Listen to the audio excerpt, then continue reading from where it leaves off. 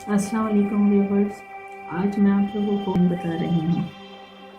इसके अंदर मैंने लाइट एंड डार्क शेड लिए हैं फैब्रिक कलर के।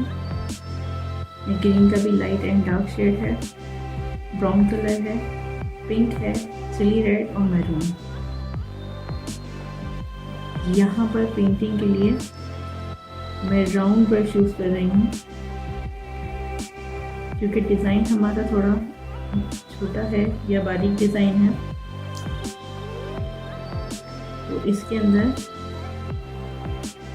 हमें राउंड ब्रश कम नंबर का या 0 नंबर का राउंड ब्रश यूज़ करना पड़ेगा।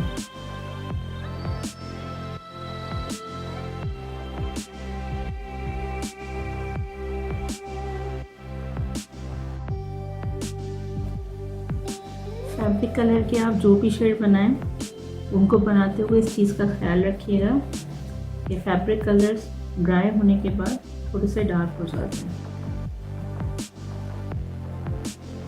जो डिज़ाइन है पहले उसकी इस तरीके से आउटलाइन बनाएंगे और फिर अंदर की तरफ कलर को इस तरीके से फिल कर देंगे।